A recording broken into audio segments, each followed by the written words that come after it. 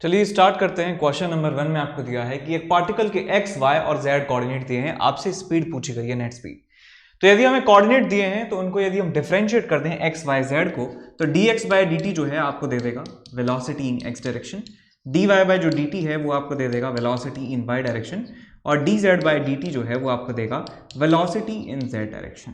और यदि आपको टोटल नेट वेलोसिटी निकालनी है, नेट स्पीड का मैग्नीट्यूड निकालना है, नेट वेलोसिटी का मैग्नीट्यूड ही स्पीड कहलाता है, तो आपको मिलेगा under root of V X square plus V Y square plus V Z square.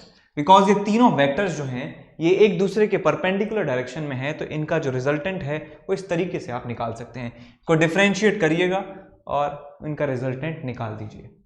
Next question number 2 में आपको दिया है कि रेशियो ऑफ मैक्सिमम एक्सिलरेशन और मैक्सिमम वेलोसिटी आपको दिया है 10 सेकंड के बराबर है, दोनों का रेशियो। तो मैक्सिमम एक्सेलरेशन हम जानते हैं एसएचएम में ए ओमेगा स्क्वायर के बराबर होता है, और मैक्सिमम स्पीड जो होती है वो ए ओमेगा के बराबर होती है। ये क्वेश्चन में दिया है 10 के बराबर है, ए से ए गया, ओमेगा से ओमेगा गया, तो ओमेगा की वैल्यू आ गया आपके पास 10 के बराबर। अब कहा गया है कि यदि t = 0 पर डिस्प्लेसमेंट 5 मीटर है और इनिशियल फेज π/4 है, तो यहां पे हमें फेजर डायग्राम की मदद लेनी पड़ेगी, उससे क्वेश्चन जो है आसानी से हो जाएगा। तो इनिशियली क्वेश्चन में कहा है कि फेज जो है, इनिशियल फेज वो π/4 है, यानी कि t = 0 पर जो पार्टिकल का पोजीशन है वो ये π/4 है। यहाँ इस पोजीशन से π/4 एंगल पर है t = 0 पे, और आपसे पूछा गया है कि मैक्सिमम एक्सेलरेशन कितना होगा। मैक्सिमम एक्सेलरेशन कितना होगा पूछा गया है, और कहा है t = 0 पर जो इसका डिस्प्लेसमेंट है वो 5 मीटर है, यानी कि ये आपका डिस्प्लेसमेंट एक्सिस होता है, डिस्प्लेसमेंट एक्सिस। और यहाँ पर ये जो वैल्यू है ये x = 5 मीटर है, ये x = 0 है। ठीक बात। तो हम ये कह सकते हैं कि ये यदि 5 मीटर के बराबर है, इसका मतलब ये भी क्या है, 5 मीटर के बराबर। आप जानते हैं कि इस फेजर का जो लेंथ है, इस वेक्टर का जो लेंथ है वो एम्पलीट्यूड के बराबर होता है। तो मैं कह सकता हूं इस ट्राइंगल से मैं कह सकता हूं कि this 5 metre is equal to a sin π/4। तो आपको मिल जाएगा amplitude is equal to 5√2 metre. Amplitude आपको मिल गया, ओमेगा आपको पता ही है, आप निकाल सकते हैं कि maximum acceleration a omega square की वैल्यू कितनी होगी। So maximum acceleration will be equal to a omega square, आप निकाल सकते हैं। a मिल गया, ओमेगा स्क्वायर मिल जाएगा। नेक्स्ट क्वेश्चन नंबर 3 में आपको दिया है कि आपके पास 2 SHMs हैं, एक x डायरेक्शन में एक y डायरेक्शन में, उनका जो रिजल्टेंट है वो किस तरीके से दिखेगा। ठीक, या इसको ऐसे कह सकते हैं कि x और y डायरेक्शन में जो डिस्प्लेसमेंट है पार्टिकल के ऐसे हैं, तो रिजल्टेंट डिस्प्लेसमेंट कैसा दिखेगा। तो x की वैल्यू है आपके पास a sin ωt, y की वैल्यू आपको क्वेश्चन में दे रखी है a sin 2ωt। अब देखिए इन दोनों को जोड़िए, कैसे जोड़ेंगे आप इनको। तो sin 2θ को हम लिख सकते हैं 2 sin θ cos θ, so we can write y = a 2a sin ωt cos ωt, ऐसा लिख सकते हैं। x की वैल्यू ऑलरेडी है a sin ωt, तो यहां से मैं sin ωt को लिख सकता हूं sin ωt = x/a, और sin स्क्वायर ωt को लिख सकता हूं मैं x²/a², और यहां से cos स्क्वायर ωt को लिखा जा सकता है 1 - x²/a², और cos ωt को लिखा जा सकता है 1 - x²/a² का अंडर रूट। तो यहां पे देखिए दोस्तों, मैं लिखूंगा y = 2 × a sin ωt को लिख सकते हैं क्या, a sin ωt = x × cos ωt को लिख सकता हूं मैं ये 1 - x²/a² का अंडर रूट। ये आप यहां पे लिख सकते हैं, दोनों तरफ स्क्वायर कर देंगे तो आपको मिलेगा y²/4 = x² 1 - x²/a²। यहाँ पे आपको मिल जाएगा x² - x⁴/a², यहाँ मिलेगा आपको y²/4 = दिस। अब ये जो ग्राफ है, इसकी इक्वेशन जो मैच कर रही है वो आप बता सकते हैं। अब ये ग्राफ कोई स्टैंडर्ड ग्राफ तो है नहीं कि ये पैराबोला है बना दिया देख के, ये बड़ा अजीब सा ग्राफ है। तो आप क्या करेंगे, यहाँ पे वैल्यूज पुट करेंगे। यहां पे आप पुट करिए x की वैल्यू 0 यदि पुट करेंगे तो आपको मिलता है यहां पे y इज इक्वल टू 0। अब इन ग्राफ्स में चेक करिए कि x इज इक्वल टू 0 पर y की वैल्यू 0 होनी चाहिए, यानी ऑरिजिन से पास होना चाहिए ग्राफ। तो ये ग्राफ ऑरिजिन से पास नहीं हो रहा है, ये ग्राफ ऑरिजिन से पास नहीं हो रहा है, तो दोनों ऑप्शन गलत हो गए, ये दोनों जो है सही है। अब देखते हैं कि इन दोनों में से भी एक कौन सा ऑप्शन ज्यादा सही है। तो हम यहां पर x की वैल्यू a पुट करके देखेंगे। x की वैल्यू a पुट करेंगे तो आपको यहां पे मिलने वाला है y is equal to 0। x is equal to a put करेंगे तो a स्क्वायर बन जाएगा, ये भी a स्क्वायर बन जाएगा, y की वैल्यू 0 मिल जाएगी। So x is equal to a पर y की वैल्यू 0 होनी चाहिए, इसमें ऐसा नहीं है, इसमें ऐसा है। x की वैल्यू a पर y की वैल्यू जो है 0 बन रही है। a,0 से ग्राफ पास हो रहा है, -a,0 से भी ग्राफ पास हो रहा है। So this is the most appropriate graph among these 4 graphs. ठीक, तो बिना इस ग्राफ का कर्व जाने, इस ग्राफ का नेचर बिना जाने ही हम ये 4 ऑप्शंस में से एक सिलेक्ट कर सकते हैं। ठीक है, नेक्स्ट क्वेश्चन नंबर 4 में आपको दिया है कि एक बॉडी जो है सिंपल हार्मोनिक मोशन कर रही है और जिसका टाइम पीरियड जो है हाफ सेकंड है, एम्पलीट्यूड 1 सेंटीमीटर है, एवरेज वेलोसिटी बतानी है वो जब इक्विलिब्रियम पोजीशन से हाफ ऑफ द एम्पलीट्यूड में जाता है। तो यानी कि x इज इक्वल टू 0 पे यदि कोई पार्टिकल है और x is equal to a/2 तक वो जाता है, इस पूरी जर्नी में आपको बताना है एवरेज वेलोसिटी कितनी रही होगी। तो हम जानते हैं कि t इज इक्वल टू 0 पे यदि यहां से चलना स्टार्ट करता है तो t is equal to capital T/12, इतने टाइम में वो a/2 डिस्टेंस तक पहुंचता है। ये स्टैंडर्ड टाइम इंटरवल्स आपको याद होने चाहिए कि 0 से a/2 जाने में टाइम लगता है कैपिटल T/12, 0 से a तक जाने में, यहां से कैपिटल A तक जाने में, एम्पलीट्यूड तक जाने में, एक्सट्रीम पोजीशन तक जाने में टाइम लगता है T/4 के बराबर। अच्छा, ये हमें टाइम मिल गया, यहां से यहां तक का डिस्प्लेसमेंट हमें पता है। तो हम जानते हैं कि एवरेज वेलोसिटी का फॉर्मूला होता है डिस्प्लेसमेंट अपॉन टाइम टेकन।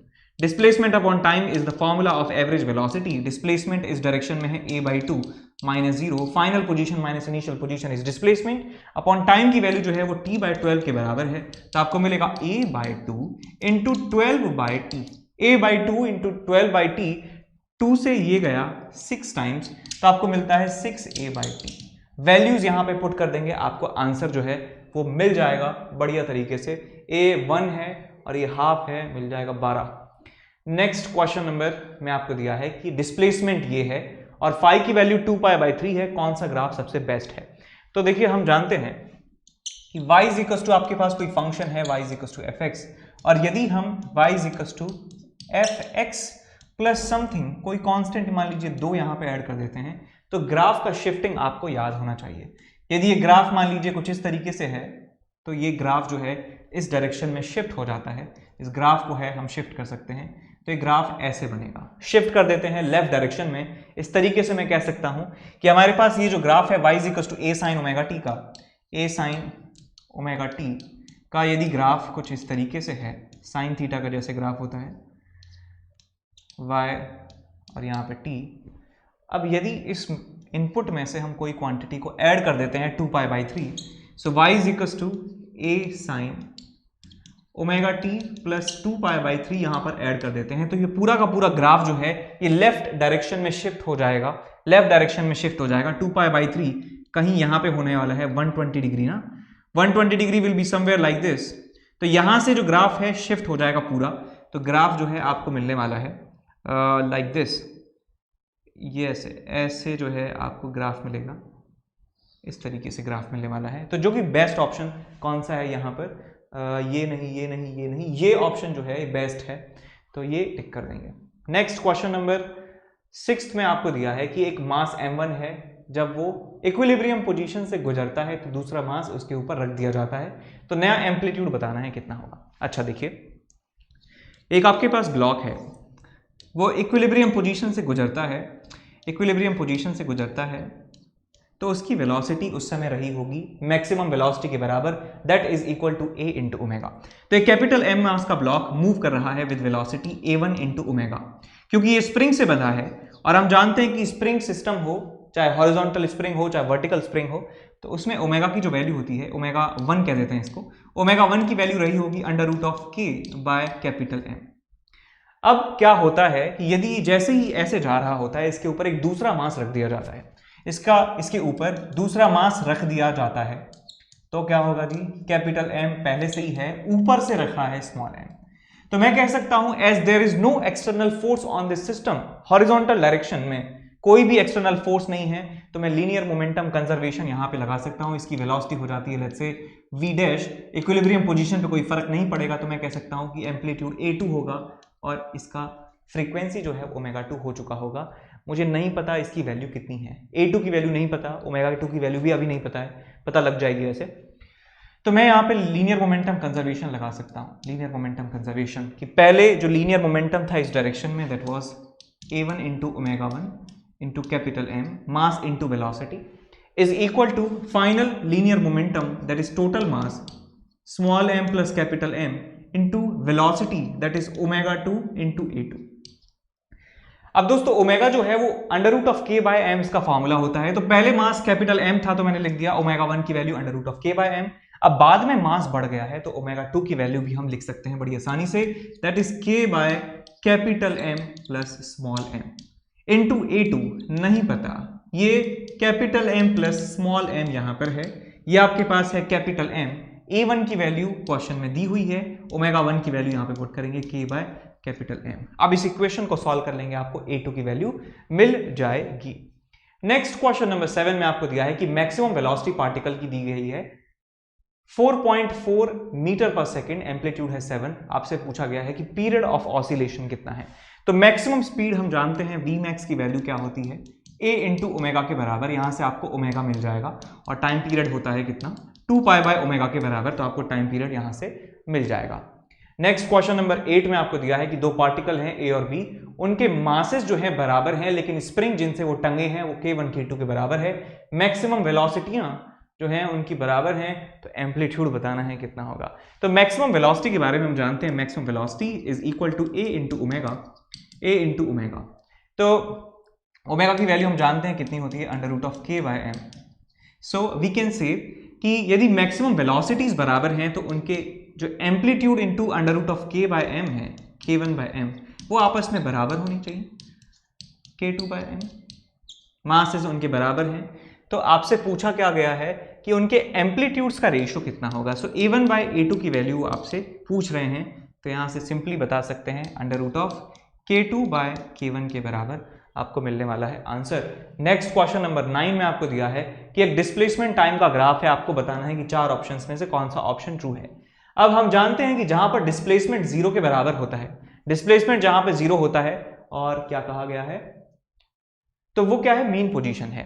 तो क्या है, मीन पोजीशन। तो मीन पोजीशंस कौन कौन सी हुई भाई आपकी, ये हुई मीन पोजीशन, ये क्या हुई आपकी मीन पोजीशंस, ये क्या हुई आपकी मीन पोजीशंस। और मीन पोजीशंस पर जो स्पीड होती है वो मैक्सिमम होती है, एक्सेलरेशन 0 होता है।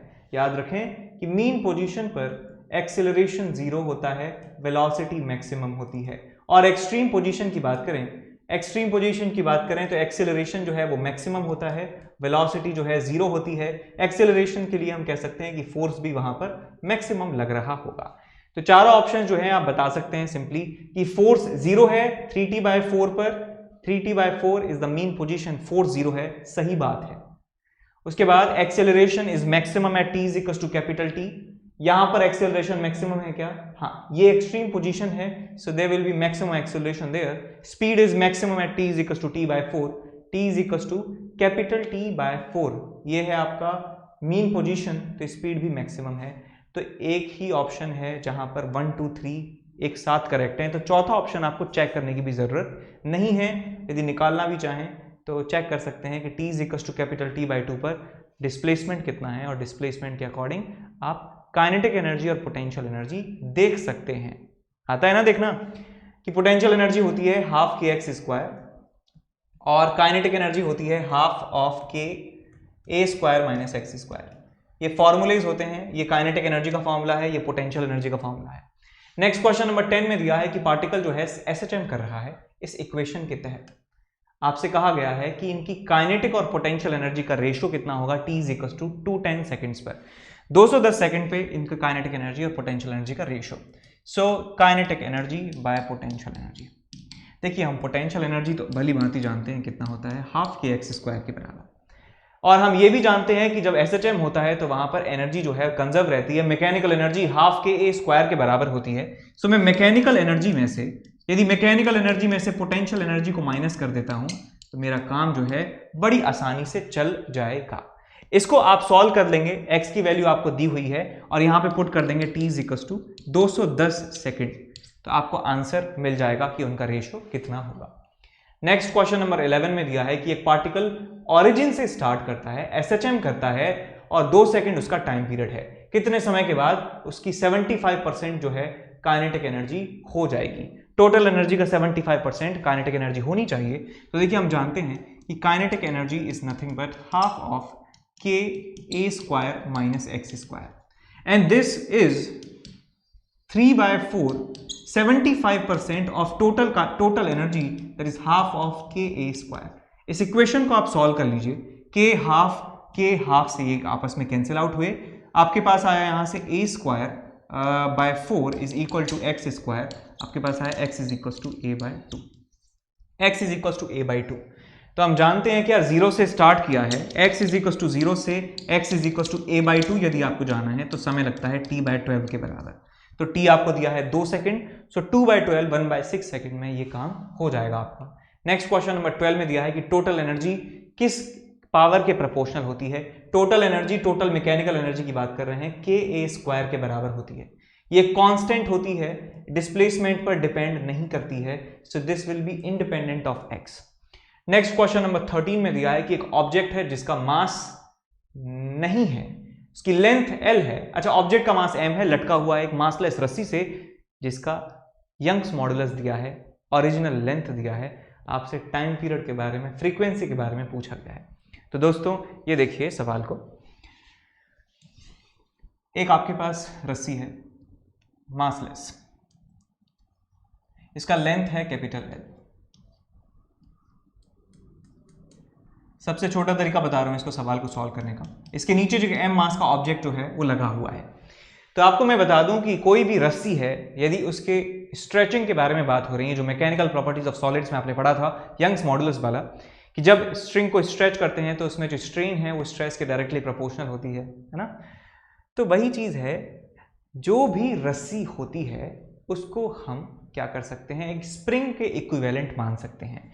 तो मैं इस पूरे सिस्टम को मान सकता हूं कि ये जो मासलेस रॉड है ये एक स्प्रिंग है विद स्प्रिंग कांस्टेंट के। कैसे मान लिया सर? देखिए बताता हूं आपको।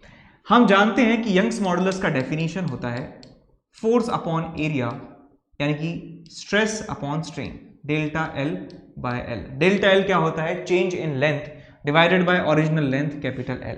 तो यहां से मैं F की वैल्यू लिख सकता हूं, F की वैल्यू लिख सकते हैं, F is equal to y into a by L into delta L, ये लिख सकते हैं।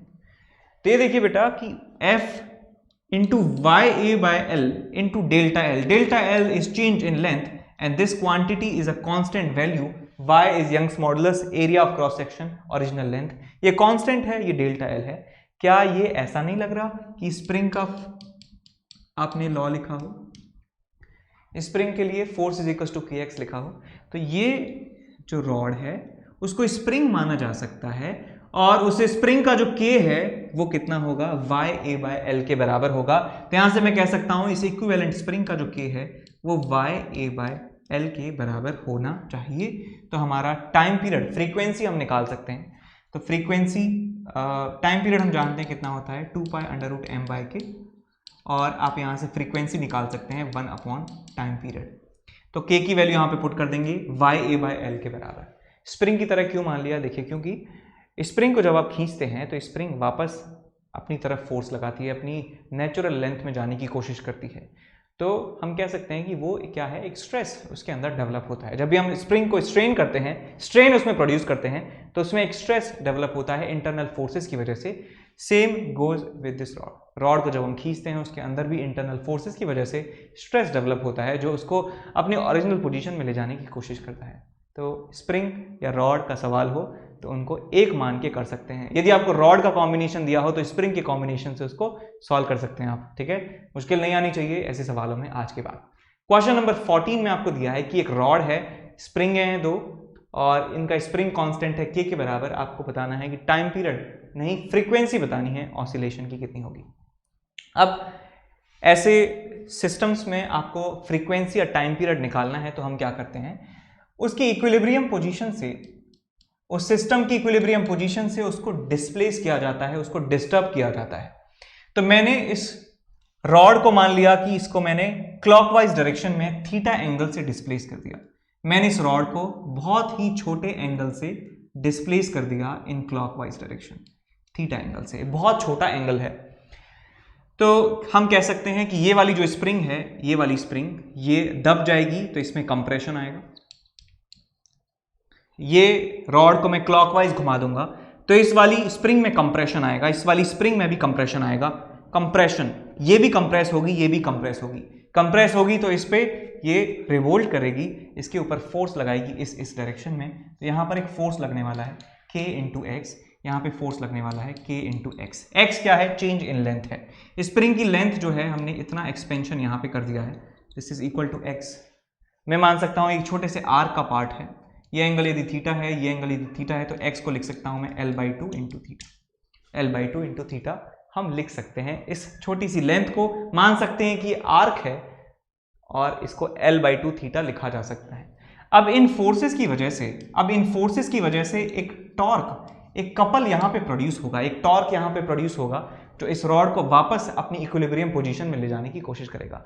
तो यहाँ पे मैं लिख सकता हूँ कि नेट टॉर्क इस डिस्टर्ब्ड पोजीशन में कितना है, इस नेट टॉर्क की वैल्यू इस डिस्टर्ब्ड पोजीशन में कितनी है, या कह सकते हैं हम simply this is the restoring torque.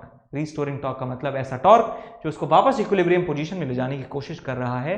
वो रीस्टोरिंग टॉर्क की वैल्यू देखिए कितनी होगी, के एक्स। ये डिस्टेंस देखिए कितनी है, ये डिस्टेंस कितनी है, l/2। ये डिस्टेंस कितनी हो जाएगी आपके पास, l/2 कॉस थीटा। ये थीटा है, ये l/2 है, ये l/2 कॉस थीटा होगा, ये l/2 साइन थीटा होगा। तो l/2 कॉस थीटा ये फोर्स है और फोर्स के परपेंडिकुलर डिस्टेंस है l/2 कॉस थीटा। तो kx into l/2 cos theta ये एक फोर्स की वजह से टॉर्क होगा। दो बार फोर्स लग रहा है ऊपर और नीचे, तो मैं 2 से मल्टीप्लाई यहाँ पे कर दूंगा। 2 से 2 कैंसिल आउट हुआ, आपके पास आया net torque is equal to kx into l into cos theta. x की वैल्यू पुट कर दीजिए यहाँ पे l/2 थीटा के बराबर, तो यहाँ लिख सकता हूँ मैं kl²/2 theta cos theta. This is the value of net restoring torque.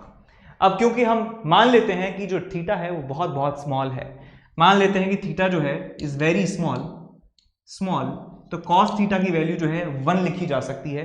So we can write, इसको i अल्फा लिख दीजिए, i की वैल्यू ml²/12 लिख देना, into alpha is equal to kl²/2 into theta.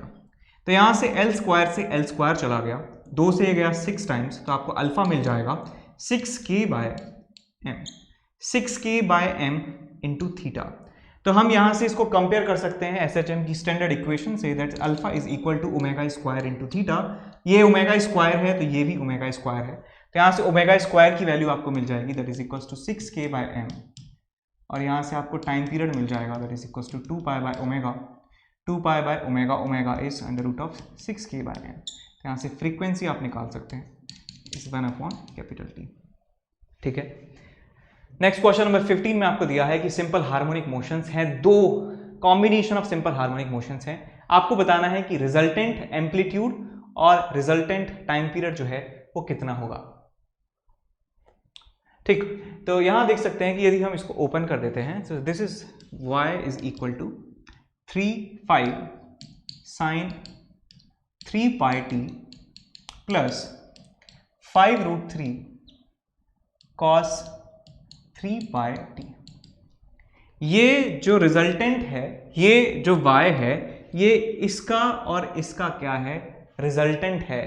देख, ये एक SHM है, ये एक SHM की इक्वेशन है, और दोनों SHM को जोड़ देते हैं तो हमें ये तीसरा SHM मिलता है, तीसरा ये मोशन मिलता है। ठीक, तो हम ऐसे 2 SHMs को ऐड करने के लिए क्या करते हैं, फेजर अलजेब्रा का इस्तेमाल करते हैं, फेजर का इस्तेमाल करते हैं। तो जितने इनके एम्पलीट्यूड हैं उतने आप फेजर मान लीजिए, उतनी लेंथ के फेजर मान लीजिए।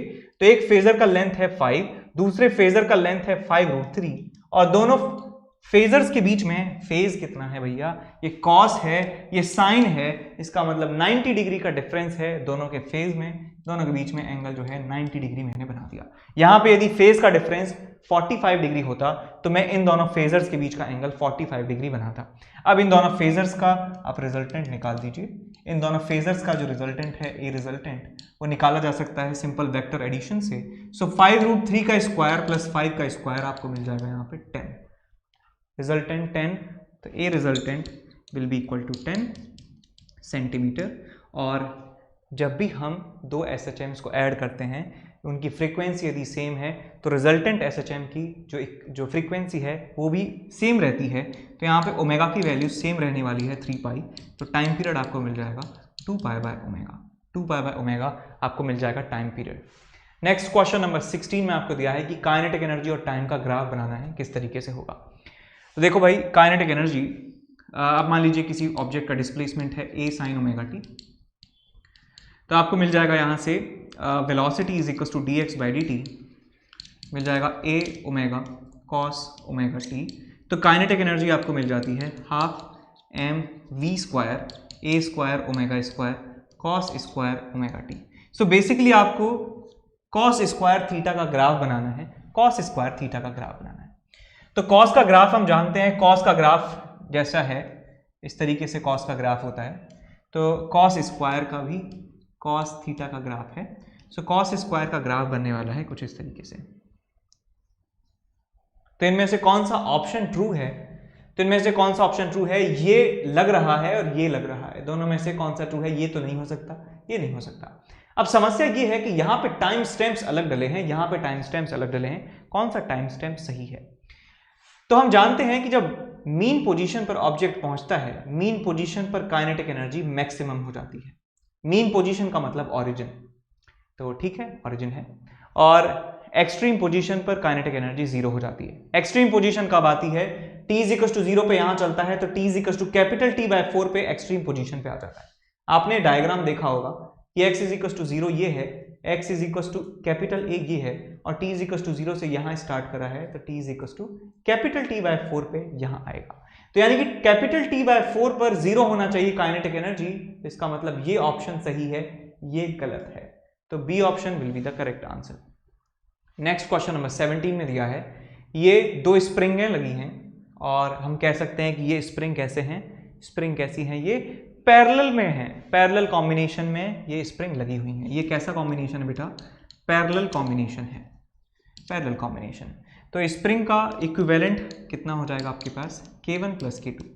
तो फ्रीक्वेंसी टाइम पीरियड कितना हो जाएगा 2 pi under root of m by k1 plus k2, और फ्रीक्वेंसी कितनी हो जाएगी आपके पास, frequency will be equal to 1 upon time period यानी 1 upon 2 pi under root of k1 plus k2 divided by m।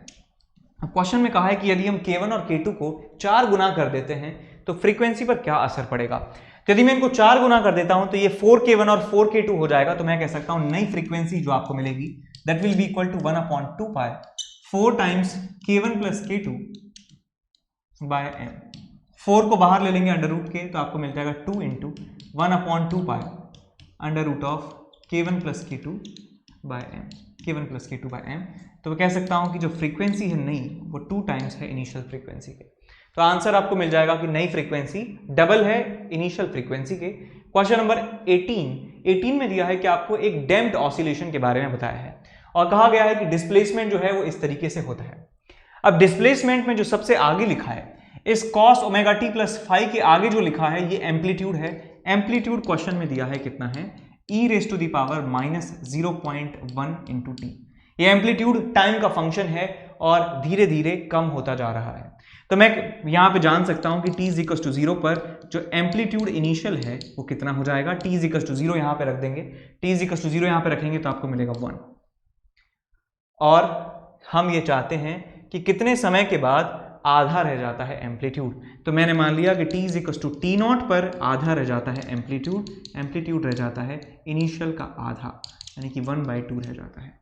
तो ये दोनों वैल्यूज इस इक्वेशन में आप सेटिस्फाई कर दीजिए तो आपको मिल जाएगा final amplitude is half at t is equal to t not e raise to the power minus 0.1 into t not. अब इस इक्वेशन को सॉल्व करना आप जानते होंगे, बहुत सारे चैप्टर्स में आ चुकी है। इसको फ्लिप कर दीजिए, आ जाएगा e⁻0.1 t नॉट। दोनों तरफ ln ले लेंगे तो मिल जाएगा ln2 is equal to 0.1 t not. तो t नॉट मिल जाता है आपको ln2 डिवाइडेड बाय 0.1, ये होता है 0.693 divided by 0.1 is equal to 6.93 के आसपास आपको मिल जाएगा टाइम। तो क्लोजेस्ट ऑप्शन टिक कर देंगे यहाँ पे। नेक्स्ट क्वेश्चन नंबर 19 में आपको दिया है कि स्प्रिंग का टाइम पीरियड t है, यदि उसको n इक्वल पार्ट्स में काट दिया जाता है तो उसके हर एक स्प्रिंग की वजह से टाइम पीरियड कितना होगा। तो स्प्रिंग की एक विशेषता, स्प्रिंग की एक प्रॉपर्टी आपको याद रखनी चाहिए कि स्प्रिंग का जो स्प्रिंग कांस्टेंट होता है, स्प्रिंग कांस्टेंट इनटू उसकी नेचुरल लेंथ जो होती है, नेचुरल लेंथ वो कांस्टेंट रहती है, चाहे उसके कितने भी टुकड़े करे जाएं, उसके कितने भी टुकड़े करे जाएं, उसकी स्प्रिंग कांस्टेंट और उसकी नेचुरल लेंथ का जो प्रोडक्ट है वो कांस्टेंट होता है। तो मैंने मान लिया कि हमारी जो ओरिजिनल स्प्रिंग है उसकी लेंथ है L0 के बराबर और उसका स्प्रिंग कांस्टेंट है K0 के बराबर। इसके टुकड़े कर दिए हैं n, इसके टुकड़े कर दिए हैं n टुकड़े कर दिए, तो उन टुकड़ों की लेंथ कितनी होगी, पर टुकड़ा लेंथ होगा L0/n के बराबर। दो टुकड़े करते हैं किसी 1 मीटर की रस्सी, L0 लेंथ की रस्सी के दो टुकड़े कर दिए, स्प्रिंग के दो टुकड़े कर दिए, एक टुकड़ा कितनी लेंथ का, L0/2, 3 टुकड़े कर दिए L0/3 ईच हिस्सा। ऐसे ही n टुकड़े करे हैं तो हर एक हिस्सा कितनी लेंथ का होगा, L0/n लेंथ का एक हिस्सा होने वाला है। तो मैंने मान लिया इसका स्प्रिंग कांस्टेंट हो जाता है k dash. So I can write K0 into L0 is equal to L0/n into k dash. So यहां से k डैश की वैल्यू आपको मिल जाएगी, k dash is equal to n times K0। तो यहां से आप टाइम पीरियड्स में रिलेशन निकाल सकते हैं कि एक स्प्रिंग का टाइम पीरियड जो होता है वो होता है 2π√m/k। So time period is proportional to 1/√k। तो यहां से लिख सकता हूं कि टाइम पीरियड इनिशियल t है, उसका स्प्रिंग कांस्टेंट K0 था, नया टाइम पीरियड t डैश हो जाता है और नया k जो है वो n टाइम्स K0 है। सो K0 से K0 गया, आपके मिल जाता है t dash is equal to t/√n। t/√n आपको आंसर मिल जाएगा। नेक्स्ट क्वेश्चन नंबर लास्ट आपको दिया है कि एक बच्चा है, झूले में झूल रहा है, यदि झूले से खड़ा हो जाएगा तो उसका टाइम पीरियड कैसा चेंज होगा, किस तरीके से चेंज होगा। तो ये देखिए, एक झूले में बात करें, सबसे ज्यादा वजन किसका होता है, मैं जनरल बात कर रहा हूँ, एक रस्सी का झूला है, लकड़ी का उस पर बैठने का सीट है, तो सबसे ज्यादा वजन होता है झूलने वाले का। नॉर्मल एक अडल्ट है तो 50-60 kg जो है उसमें वजन होने वाला है। पहले वो बैठा रहता है, पहले जो बच्चा है वो बैठा रहता है, तो मैं मान सकता हूं कि इसको एक सिंपल पेंडुलम की तरह मैं मान सकता हूं। तो इस मास का जो सेंटर है वो यहां पर है, ये लेंथ जो है वो है आपके पास L1 के बराबर, तो इसका time period of oscillation will be 2π√L1/g होगा। अब ये बच्चा खड़ा हो जाता है, यदि खड़ा हो गया तो क्योंकि सबसे ज्यादा वजन इसमें है तो इसका सेंटर ऑफ मास जो है, जहां से हम इस हिंज की लेंथ ले रहे थे L1, वो लेंथ अब कम हो जाएगी, बिकॉज सेंटर ऑफ मास जो है वो थोड़ा सा ऊपर शिफ्ट हो जाएगा। So I can say this length जो है ये L2 हो जाएगी और L2 will be lesser than L1। तो यहां से मैं कह सकता हूं कि नया टाइम पीरियड जो होने वाला है that will be equal to 2π√L2/g। So L2 यहाँ L1, time period is proportional to L1, directly affected by L1, तो L1 बढ़ेगा तो टाइम बढ़ेगा, L1 घटेगा तो टाइम घटेगा। तो L जो है कम हो चुका है, तो हम जानते हैं because L2 is less than L1, hence T dash will be less than T। यानी कि टाइम पीरियड जो है वो डिक्रीज हो जाने वाला है। ठीक है, आगे चलते हैं।